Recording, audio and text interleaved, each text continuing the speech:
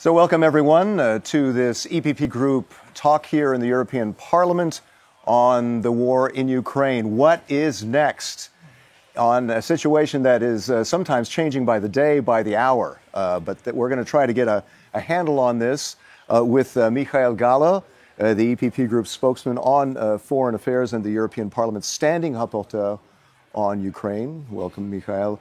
And Andrius Kubilius, the EPP Group spokesman on Russia, chair of the Euronest Parliamentary Assembly that includes Ukraine, and you're on the committees on foreign affairs and others as well.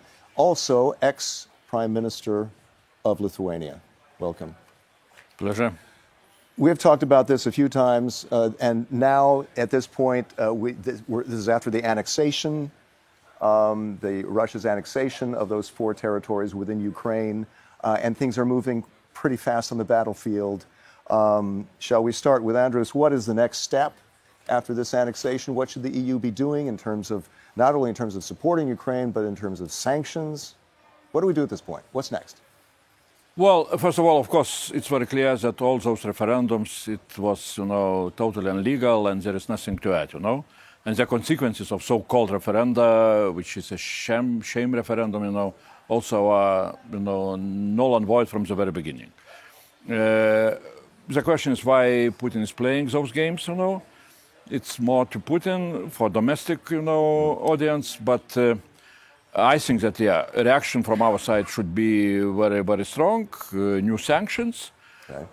And I would add, that since we have, 8 package of sanctions, so really it becomes quite difficult to find something, really painful. What more should we be doing at this point? So my thought is that as a sanction, we should consider as not only as a sanction, but also as some kind of, international justice thing, really to start to push for international special, tribunal for aggression crimes, which would be targeted directly towards, Putin. That would be one of, as I would consider, like a next sanction. Last point is really, I think, I am not a lawyer, and now I am consulting with international lawyers in Lithuania, because when Putin is doing such, stupid things, like announcing that, they are next, new territories, so it means that they abandoned their old borders. Mm-hmm. And, of course, from our side, annexation is total, there is no meaning in that. But if you will look into United Nations, charter and membership charter, how it describes who can become member of United Nations, among 4 criteria is one, defined territory. Mm-hmm. The country needs to have defined territory. So what is now Russian territory? Well, now they're not so sure, right? I am not saying that we need to know immediately to decide on that, but I am saying that really, for me, it's interesting to talk with international lawyers how they should look into that. Michael, your initial reaction there to the annexations over the weekend, what should our next step be? How much more sanctions should we be imposing at this point? Well, actually, I think it's also about seeing to it that the implementation of the existing one goes ahead.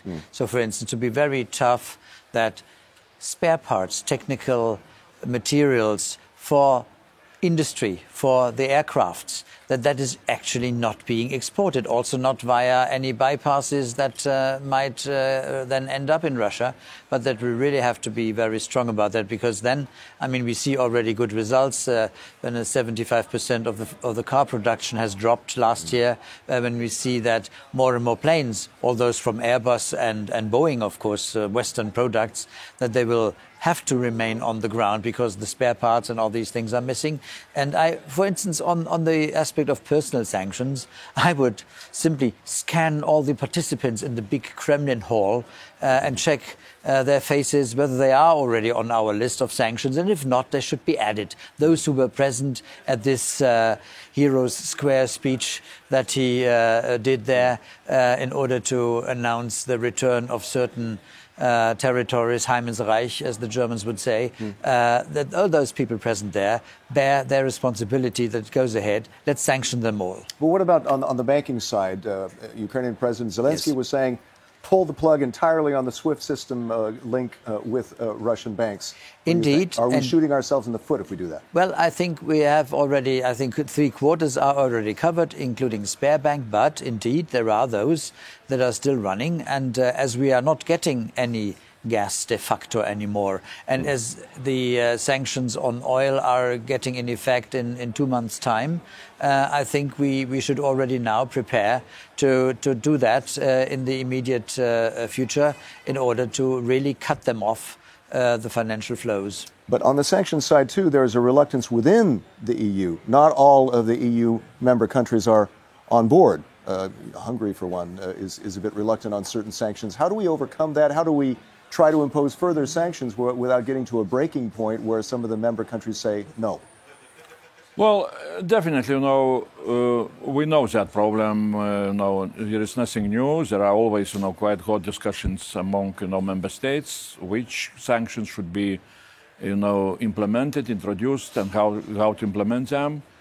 I would, from that point of view, I would praise, nevertheless, EU that we managed to adopt, 7 packages. Okay.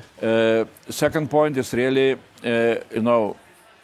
we are facing really a huge geopolitical crisis on the European continent. With the Russian war against Ukraine, it touches everybody, and the EU needs to look into this as one additional crisis, which usually pushes EU to become stronger after the crisis, to become stronger, to change something inside of its own operations, like it was during pandemic, like it was during financial crisis. Now it's time for us really to review how we are making decisions on foreign and security policy. And which means weighted majority votes on certain things. Let's go for qualified majority voting, because those veto rights, when some country suddenly stops all other countries, very important decision to punish an aggressor, that is not the way how EU should go along, during such really very deep crisis. And that's what we need to do. So that is why convention is needed. That is why we need to really to talk very seriously how to make our foreign and security policy decision-making much more effective. Can I come back to that is a very important thing that we're going to be talking about through the future of Europe, talk of your reforms and so forth. I want to come back to on one thing on sanctions is there's talk about more shipping sanctions and that there's some holdouts with Greece, Malta, and Cyprus being big shippers. How do we overcome their resistance to try to impose more shipping sanctions against the Russians? Indeed, it is about those amounts of oil that are transported elsewhere from Russia to third countries. I mean, into the EU it's blocked, but not to third countries. I raised this issue during our group meeting in Crete with the Prime Minister, and the result was that they would probably continue. My suggestion would be, I mean, we are spending so much on sanctions and helping concerned member states. I would be in favor to really compensate Greek, Cypriot, Maltese shipping companies for the profit that they are not getting. And thereby, but then they have to keep their ships at home. Mm-hmm. And the Russians cannot, on the world market, cannot substitute that. The amount of tons that can be shipped is limited, and if there is a considerable amount missing, that is not for the Russians also to ask the Chinese or whoever to go in this direction. And the Japanese or the South Koreans, they are on our side. So I would definitely like to have a discussion that we could compensate our companies for the profits that they are not getting, and we can take reference profits that they had the year before the sanctions and so on, and thereby guarantee that really Russian oil is not transported, at least not with ours. Right. Because that can have a very serious impact on tightening the noose. The Ukrainian counteroffensive, Andrius, how much should we be supporting it further? We're already sending... The West is sending tanks. They're sending all kinds of weapons. They're lots of things. What more should we be doing to support that? Well, I would say, first of all, counteroffensive was very effective and very successful till now. At least we are watching. And you're knocking on wood. Yeah. Each hour we are watching, new maps, and really it's amazing how much Ukrainian militaries can achieve. Now it's the progress in Kherson region. Before that it was Kharkiv, then Liman. Now it's Kherson region, and really it's very clear that with Western assistance, with US, Britain, and EU assistance, Ukrainians can achieve a lot. I would say that they are showing that with such kind of military equipment which they are getting. And we're learning very, very rapidly, how to use that. I would say that they are showing that they are even above, NATO standards. I would say in such a way, Second point is really that if it depends very much on our, strategy. Really, if we want the war to end as soon as possible, we need to deliver weapons. That is the only, condition how the war can end in a very quick way. So keep it up. Keep it up, increase, and to achieve full victory of Ukraine, which means that all the Russian armies should be defeated and pushed out from Ukrainian territory. There's been a lot of war games speculation on talk shows with former generals about the nuclear option. Mikhail, would you like to comment on that? Well, the fear that President Putin, with his back to the wall, might actually use tactical weapons. Before I come to that, I would support especially all deliveries that are available from my own country, Germany, the Marders that are standing on the yard of a company waiting to get the permission to go. And also there's a Leopard initiative to have the fighter tanks. There are 13 countries who have got Leopards, more than 2,000 altogether. Let's take 200 and deliver it jointly, so that it's not a standalone thing from any country. Right. And so on the nuclears, I'm pretty sure there's no question about using the strategic potential of nuclear weapons. And then comes the question to the tactical weapons. I'm pretty sure it will at the end not be used. Not only because it would, reveal obviously the Russian weakness and their admittance that they have lost or are on the way to lose. Second, it would not impact on the decisiveness of the Ukrainians to go on fighting. And third, and I think that is the most important thing, I think the Russians got very clear message from the US that any use of tactical weapons would result in a massive conventional response on Russian troops in Ukraine. Yeah. And I think that is a deterrent that is quite effective. Also quite an admission, I think, that it's no longer a special military operation, as Mr. Putin was insisting. What about sabotage and this talk about the pipelines under the North Sea being sabotaged? There's a lot of speculation there, and even speculation I've heard just today on a talk show about the possibility of sabotaging offshore wind power, wind turbines. How much are you worried about that, Andris? Well, we are, absolutely clear that we are, worried and concerned, and we see, all the reports from other, countries like Norway, like some other Nordic countries which are producing gas, and delivering through the pipelines, to Europe, that they are worried about security of the pipelines, and it's very clear that Putin is waging two wars at the same time. One is against Ukraine, another is against European Union. What I call Putin's winter war, trying to freeze Europe without gas and so on. So we don't know really what was the purpose of that, sabotage of Nord Stream 2. And we still don't know definitively we don't who did it. No, but right? my guess is that really, Kremlin is behind that. The question is what were the purposes? Either to scare Europeans and to see how this sabotage against Nord Stream 2, how it's raising the prices of gas. I still do not see any data about that. Oh yeah. But as it was very clear, the Nordic countries which are delivering gas, became quite nervous about security of their pipelines, because till now it was considered quite secure and nobody was really, investing into some kind of special security arrangements.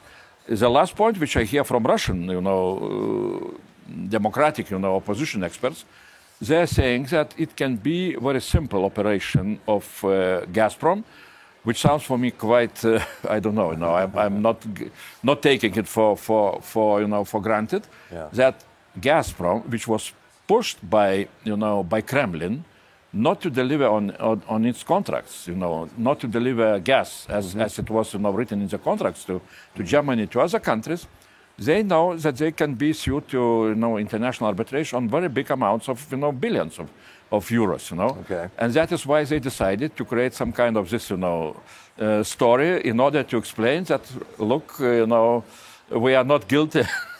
It so happened, And Russians have very simple technology, to do it, because special robots are used usually inside of the pipe to look after, some kind of,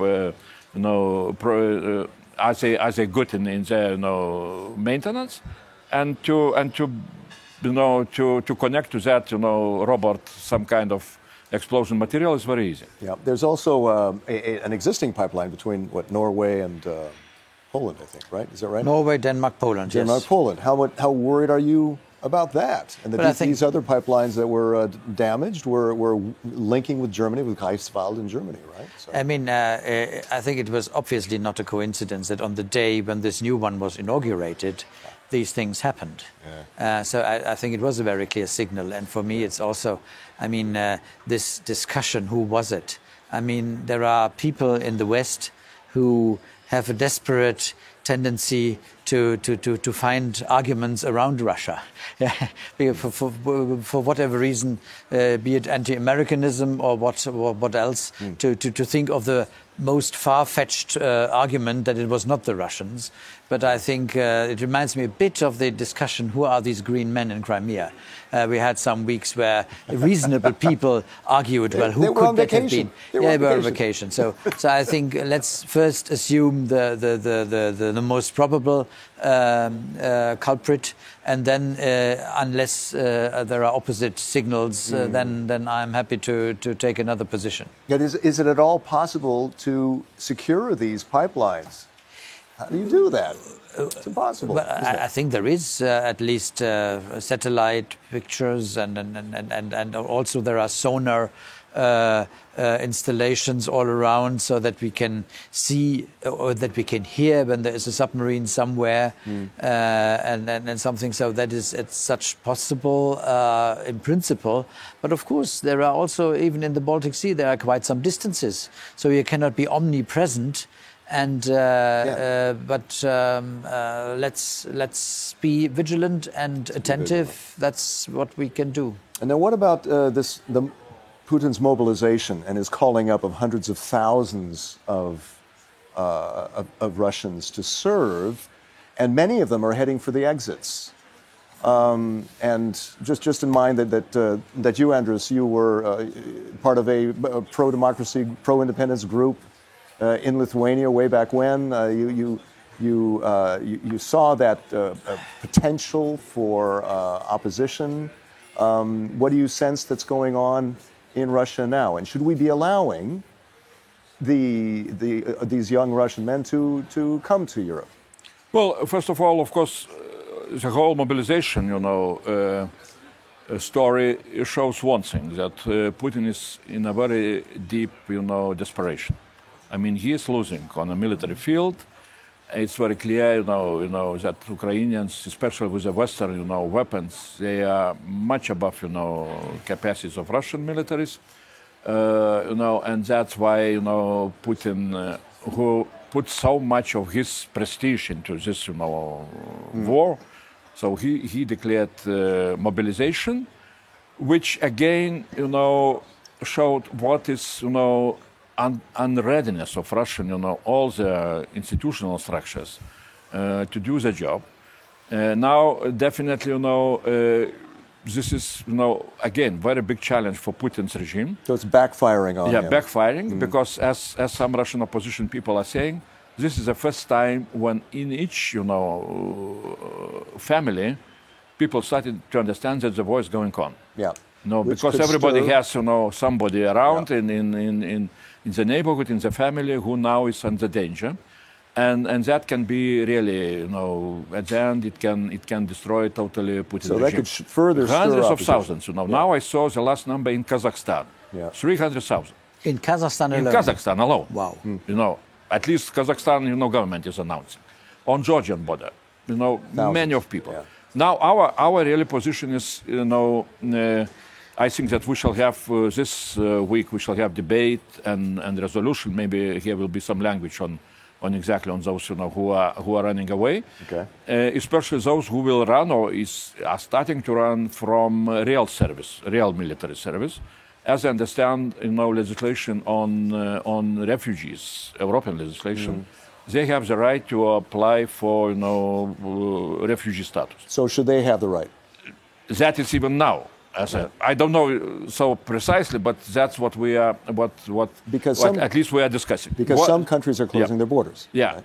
The problem is with security. Yeah. When those, you know, hundreds of thousands are reaching European, you know, territory, we don't know who are they, you know.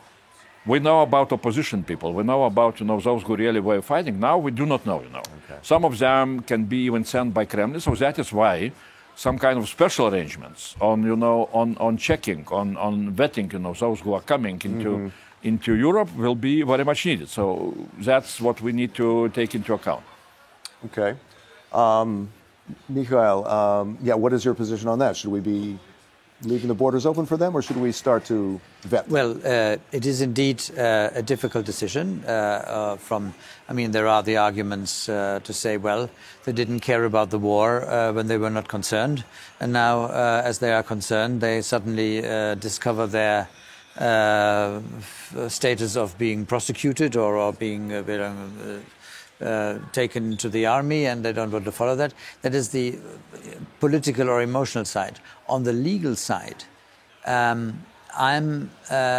think there is a line to say: if somebody applies for asylum, arguing he doesn't want to follow the call to be part of a illegal war, but if he returns home, he will be confronted with an unfair trial.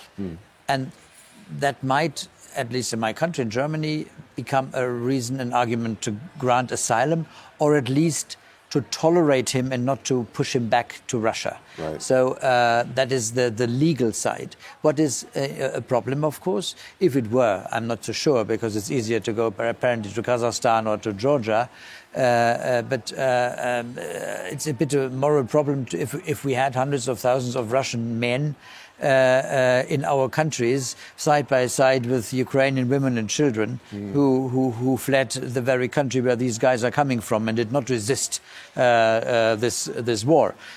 So that is the moral aspect in this regard as well. But on an individual base, and I think when somebody appears and claims asylum, regardless his background, that has to be checked. That is a European law. Well, there's a debate going on, I think, between how much we should be isolating Russia, how much should we be preventing people from leaving Russia, and you know, we're in a new Cold War now. How do we treat Russia now in terms of its people?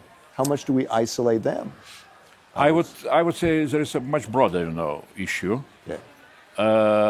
And here is what I call division, you know, in Europe, which is you can see, you know, among believers in possibility of Russia to become a democracy and non-believers, which is pretty natural. When you see Bucha, Irpen, you know, Izium, and all those crimes, the atrocities. No, to believe that Russia can so easily become a democracy would be quite naive. But nevertheless, I'm on that side of believers, you know, that really our goal should be to have a strategy, at least to try, to attempt to assist Russia, you know, which will lose this war, I am pretty sure.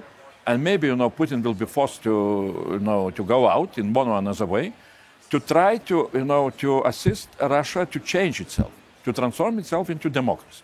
Because that would be the major change, you know, of whatever, security architecture on the European continent and so on and so on.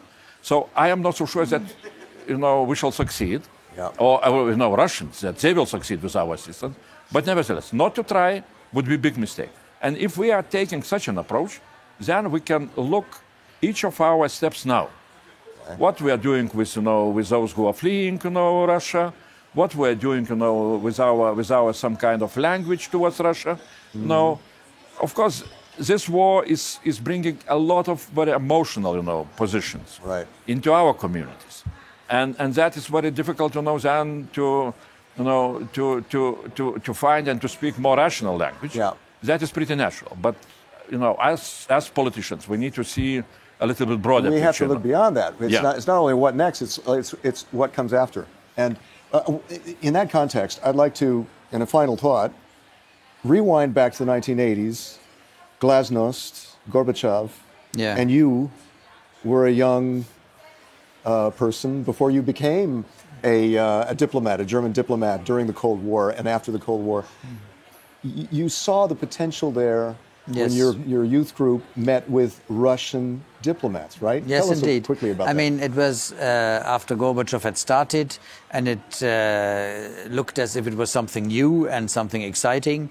At some point, we dared to invite Russian diplomats from the embassy at the time in Bonn to explain us what it's all about, Glasnost and Perestroika.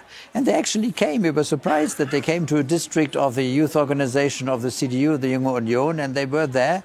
And it was, you could see they were young diplomats, and you could see also their own hope that it would, they are intelligent people. And if you can get rid of certain stereotypes of party phraseology that you can get rid of and open up, it's a good feeling for everyone. And so that was the point. And I say, coming out of the Cold War then and coming out of what Russia is committing now, I mean, it resembles in many respects to what the Germans did in Ukraine during the war of atrocities. So look at us. We were able to become different. And hope dies last.